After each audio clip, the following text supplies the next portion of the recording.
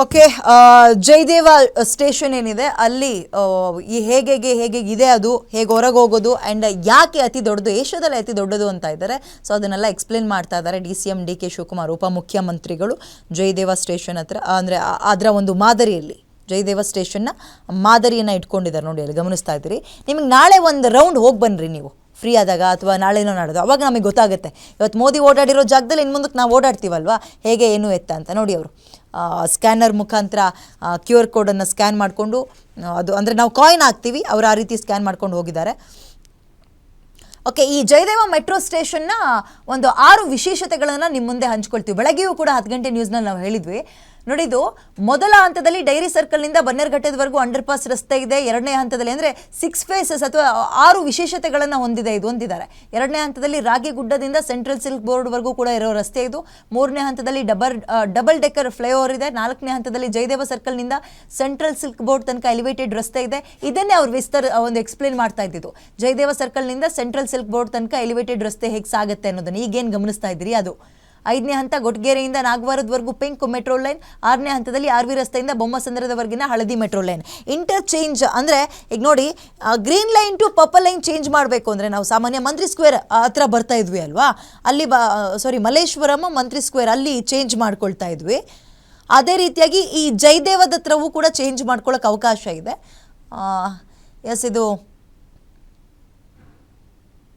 ಮೋದಿಯವರಿಗೆ ಹಲವು ರಾಜಕೀಯ ಗಣ್ಯರು ಕೂಡ ಸಾಥ್ ಕೊಟ್ಟಿದ್ದಾರೆ.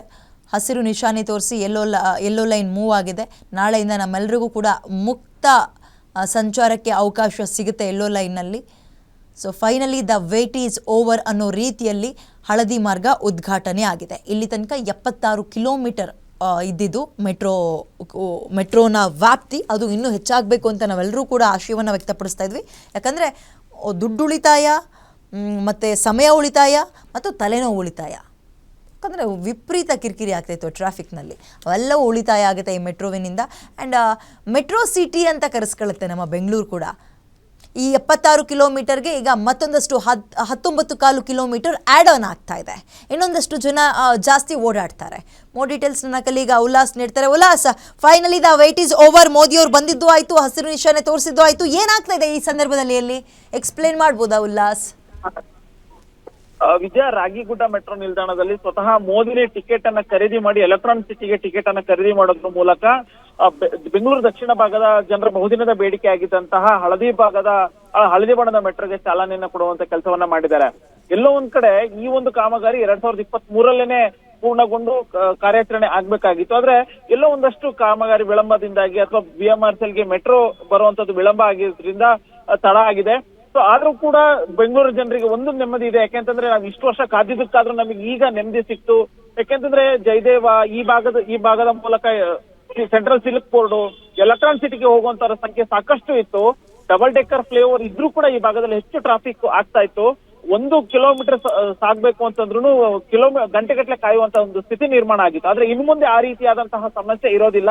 ಯಾಕೆ ಅಂತಂದ್ರೆ ಕೇವಲ 40ರಿಂದ 50 ನಿಮಿಷದಲ್ಲಿ 19 ಕಿಲೋಮೀಟರ್ ಪ್ರಯಾಣವನ್ನ ಮಾಡಬಹುದು ಅನ್ನುವಂತಹ ಒಂದು ನೆಮ್ಮದಿ ಇದೀಗ ಈ ಭಾಗದ ಜನರಿಗೆ ಇರುವಂತದ್ದು. ಅಂದ್ರೆ ಬೆಂಗಳೂರು ದಕ್ಷಿಣ ಭಾಗದಿಂದ IT ಹಬ್ ಅಂತ ನಾವು ಕರಿತೀವಿ, ಎಲೆಕ್ಟ್ರಾನಿಕ್ ಸಿಟಿಗೆ ನೇರವಾದಂತಹ ಒಂದು ಮೆಟ್ರೋ ಇದೀಗ ಉದ್ಘಾಟನೆ ಆಗಿರುವಂತದ್ದು. ಸುಮಾರು 19.15 ಕಿಲೋಮೀಟರ್ ಈ ಒಂದು ಮಾರ್ಗ ಇದೆ.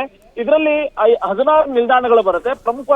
ವಿಶೇಷವಾದಂತಹ ನಿಲ್ದಾಣ ಅಂತಂದ್ರೆ ಅದು ಜಯದೇವ ಮೆಟ್ರೋ ನಿಲ್ದಾಣ. ಇಡೀ ಏಷ್ಯಾದಲ್ಲೇನೆ ಅತ್ಯಂತ ದೊಡ್ಡದಾದಂತಹ ಮೆಟ್ರೋ ನಿಲ್ದಾಣ ಅನ್ನುವಂತ ಒಂದು ಖ್ಯಾತಿಗೂ ಕೂಡ ಜಯದೇವ ಮೆಟ್ರೋ ನಿಲ್ದಾಣ ಪಾತ್ರ ಆಗಿರುವಂತದ್ದು. ಇದೆಲ್ಲದನ್ನ ಹೊರತುಪಡಿಸಿದ್ರೆ ಈ ಭಾಗದ ಜನರಿಗೆ ಒಂದ್ ರೀತಿ ಇವತ್ತಿನಿಂದ ಅಂದ್ರೆ ವರಮಹಾಲಕ್ಷ್ಮಿ ಆದ ನಂತರ ಈ ಭಾಗದ ಜನರಿಗೆ ಒಂದ್ ರೀತಿ ಮೋದಿ ಗುಡ್ ನ್ಯೂಸ್ ಅನ್ನ ಕೊಡುವಂತ ಕೆಲಸವನ್ನ ಮಾಡಿದೆ ಅಂತ ಹೇಳಿದ್ರು ಕೂಡ ತಪ್ಪಾಗಿಲ್ಲ. ಸೊ ಇದೀಗ ಸ್ವತಃ ಮೋದಿನೇ ಟಿಕೆಟ್ ಅನ್ನ ಖರೀದಿ ಮಾಡಿ ಎಲೆಕ್ಟ್ರಾನಿಕ್ ಸಿಟಿಗೆ ಟಿಕೆಟ್ ಅನ್ನ ಖರೀದಿ ಮಾಡಿದ್ದಾರೆ. ಅಲ್ಲಿ ಎಲೆಕ್ಟ್ರಾನಿಕ್ ಸಿಟಿಯ IIITಯಲ್ಲಿ ಒಂದು ಆಡಿಟೋರಿಯಂನಲ್ಲಿ ಒಂದು ಕಾರ್ಯಕ್ರಮ ಆಯೋಜನೆ ಮಾಡಲಾಗಿದೆ. ಪ್ರಮುಖವಾಗಿ ಅದು ಇನ್ನಷ್ಟು ಬೆಂಗಳೂರು ಜನರಿಗೆ ಗುಡ್ ನ್ಯೂಸ್ ಅಂತ ಹೇಳಿದ್ರೆ ತಪ್ಪಾಗೋದಿಲ್ಲ. ಯಾಕಂತಂದ್ರೆ ಮೆಟ್ರೋ 3ನೇ ಹಂತದ ಕಾಮಗಾರಿಗೆ ಅಲ್ಲಿ ಶಂಕುಸ್ಥಾಪನೆಯನ್ನ ಮಾಡ್ತಾರೆ. ಆ ಮೂಲಕ ಬೆಂಗಳೂರಿನ ಮೆಟ್ರೋ ಮಾರ್ಗ ಏನಿದೆ ಇನ್ನಷ್ಟು ವಿಸ್ತರಣೆ ಆಗುವಂತ ಸಾಧ್ಯತೆಗಳಿದಾವೆ. ಸೊ ಅದಿನ್ನ 4ರಿಂದ 5 ವರ್ಷಗಳಲ್ಲಿ ಸಂಪೂರ್ಣ ಆಗುತ್ತೆ ಅನ್ನುವಂತ ಒಂದು ನಿರೀಕ್ಷೆನೂ ಕೂಡ ಇರುವಂತದ್ದು. ವಿದ್ಯಾ, ಓಕೆ, ಈಗ ಮೋದಿಯವರು ಮೆಟ್ರೋದೊಳಗೆ ಪ್ರಯಾಣ ಬೆಳೆಸಿದಾರೆ ಅಥವಾ ಇನ್ನು ಮುಂದಕ್ಕೆ ಆಮೇಲೆ ಯಾರ್ಯಾರು ಅವ್ರ ಜೊತೆಗೆ ಸಾಥ್ ಕೊಡ್ತಾರೆ? ಇನ್ನೊಂದು 8 ಜನ ಮಕ್ಕಳನ್ನೆಲ್ಲ ಕರೆಸಿದ್ದಾರೆ ಅಂತೆಲ್ಲ ಕೇಳ್ತಾ ಇದ್ವಿ. ಅದು ಹೇಗಿರುತ್ತೆ, ಕಾರ್ಯಕ್ರಮಗಳು ಏನೇನಿರುತ್ತೆ ಉಲ್ಲಾಸ್? ವಿದ್ಯಾ, ಈಗಷ್ಟೇ ಬಂದಿರುವಂತ ಮಾಹಿತಿ ಪ್ರಕಾರ ಸ್ವತಃ ಮೋದಿನೇ ಟಿಕೆಟ್ ಅನ್ನ ಖರೀದಿ ಮಾಡಿ ಟ್ರಾವೆಲ್ ಅನ್ನ ಮಾಡ್ತಿದ್ರೆ ಅನ್ನುವಂಥದ್ದು.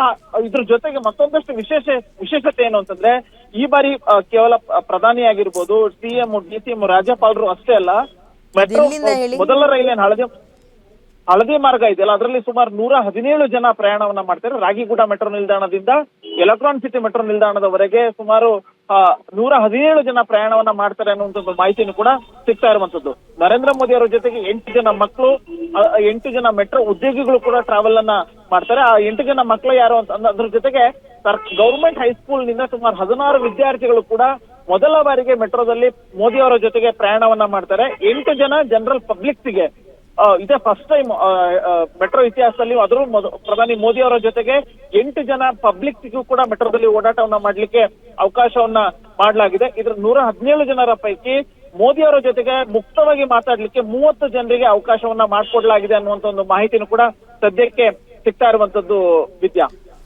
ಓಕೆ, ಧನ್ಯವಾದ ಉಲ್ಲಾಸ್ ಡೀಟೇಲ್ಸ್ಗೆ.